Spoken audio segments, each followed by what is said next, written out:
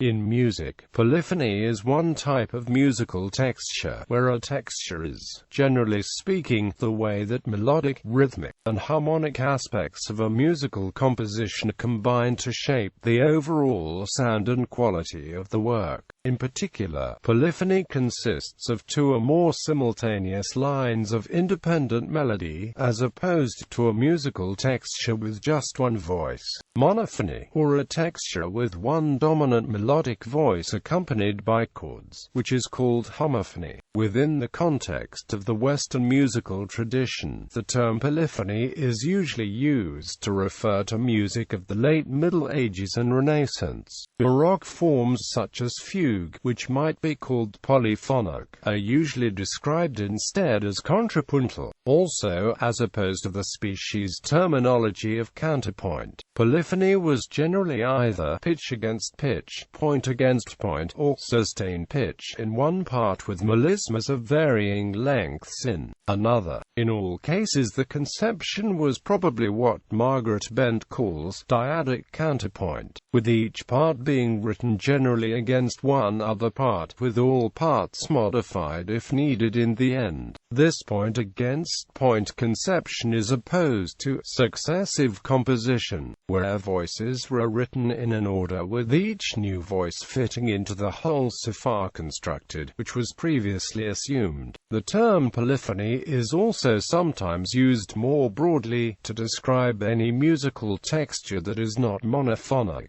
Such a perspective considers homophony as a subtype of polyphony. Origins. Traditional polyphony has a wide, if uneven, distribution among the peoples of the world. Most polyphonic regions of the world are in sub-Saharan Africa, Europe and Oceania. It is believed that the origins of polyphony in traditional music vastly predate the emergence of polyphony in European professional music. Currently there are two contradictory approaches to the problem of the origins of vocal polyphony: the cultural model and the evolutionary model. According to the cultural model, the origins of polyphony are connected to the development of human musical culture. Polyphony came as the natural development of the primordial, monophonic singing. Therefore polyphonic traditions are bound to gradually replace monophonic traditions. According to the evolutionary model, the origins of polyphonic singing are much deeper, and are connected to the earlier stages of human evolution. Polyphony was an important part of a defense system of the hominids, and traditions of polyphony are gradually disappearing all over the world. Although the exact origins of polyphony in the Western Church traditions are unknown, the treatises Musica Enchiriadis and Scholica Enchiriadis,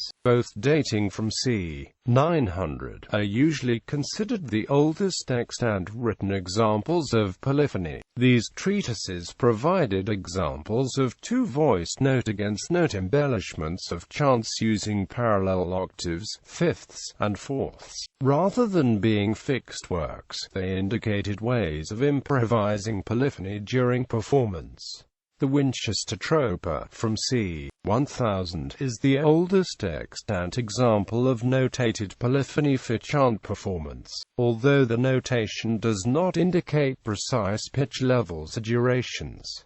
European polyphony. Historical context. European polyphony rose out of melismatic organum, the earliest harmonization of the chant. 12th century composers, such as Leonin and Periatin, developed the organum that was introduced centuries earlier, and also added a third and fourth voice to the now homophonic chant. In the 13th century, the chant-based tenor was becoming altered, fragmented, and hidden beneath secular tunes, obscuring the sacred texts as composers continued to play with this new invention called polyphony. The lyrics of love poems might be sung above sacred texts in the form of a trope, or the sacred text might be placed within a familiar secular melody. The oldest surviving piece of six-part music is the English Rota Summa Resicumanin. These musical innovations appeared in a greater context of societal change. After the first millennium, European monks decided to start translating the works of Greek philosophers into the the vernacular. Western Europeans were aware of Plato, Socrates, and Hippocrates during the Middle Ages. However, they had largely lost touch with the content of the surviving works because the use of Greek as a living language was restricted to the lands of the Eastern Roman Empire. Once these ancient works started being translated, thus becoming accessible, the philosophies had a great impact on the mind of Western Europe.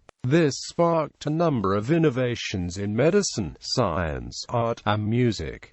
Western Europe and Roman Catholicism. European polyphony rose prior to and during the period of the Western Schism. Avignon, the seat of the anti-popes, was a vigorous center of secular music-making, much of which influenced sacred polyphony. It was not merely polyphony that offended the medieval ears, but the notion of secular music merging with the sacred and making its way into the papal court. It gave church music more of a jocular performance quality, removing the solemn worship they were accustomed to. The use of an attitude toward polyphony varied widely in the Avignon court from the beginning to the end of its religious importance in the 14th century. Harmony was not only considered frivolous, impious, and lascivious, but an obstruction to the audibility of the words. Instruments, as well as certain modes, were actually forbidden in the church because of their association with secular music and pagan rites. Dissonant clashes of notes gave a creepy feeling that was labeled as evil, fueling their argument against polyphony as being the devil's music. After banishing polyphony from the liturgy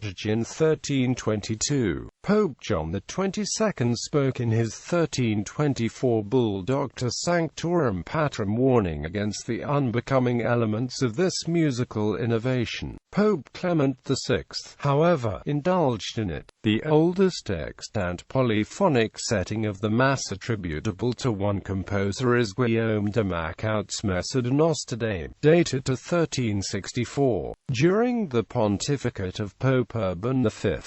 More recently, the Second Vatican Council stated, Gregorian chant, other things being equal, should be given pride of place in liturgical services, but other kinds of sacred music, especially polyphony, are by no means excluded.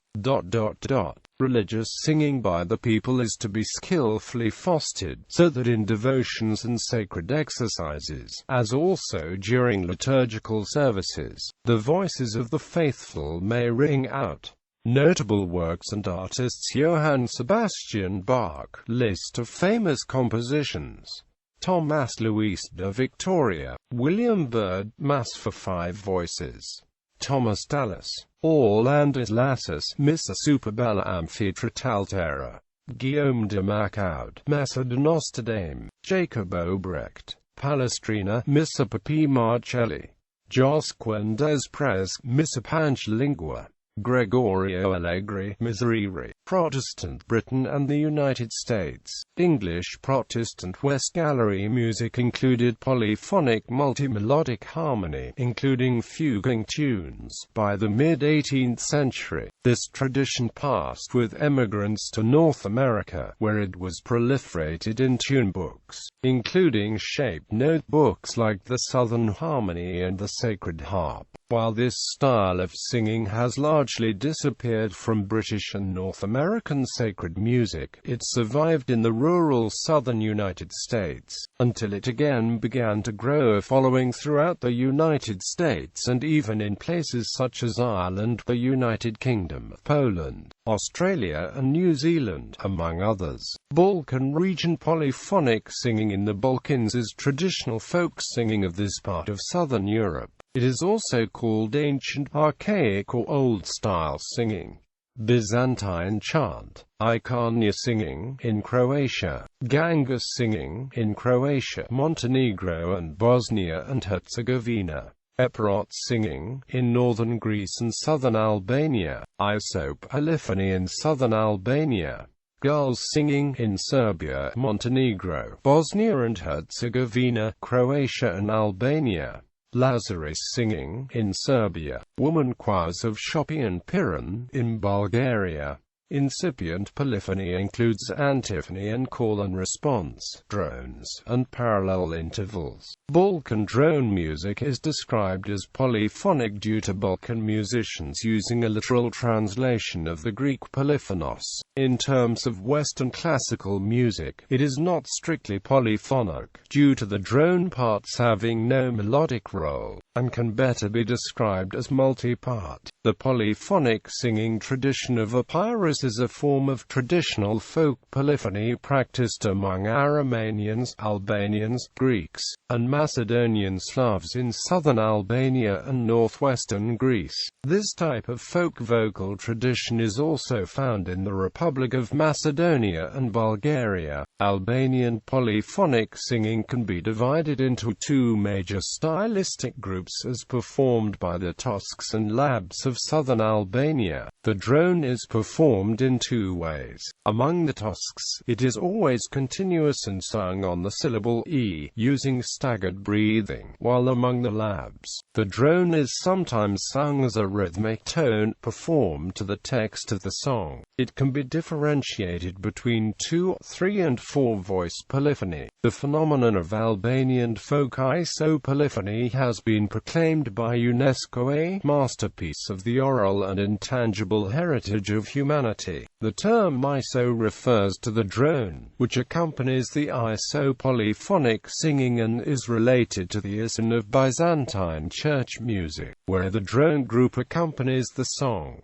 Caucasus region, Georgia polyphony in the Republic of Georgia is arguably the oldest polyphony in the Christian world. Georgian polyphony is traditionally sung in 3 parts with strong dissonances, parallel fifths, and a unique tuning system based on perfect fifths. Georgian polyphonic singing has been proclaimed by UNESCO an intangible cultural heritage of humanity. Polyphony plays a crucial role in Abkhazian traditional music. Polyphony is present in all genres where the social environment provides more than one singer to support the melodic line. Readers might remember the recollection of Zemtsovsky, when a dozing Abkhazian started singing a drone to support an unknown to him singer. Abkhazian 2 and 3 part polyphony is based on a drone. 2-part drone songs are considered by Abkhazian and Georgian scholars the most important indigenous style of Abkhazian polyphony.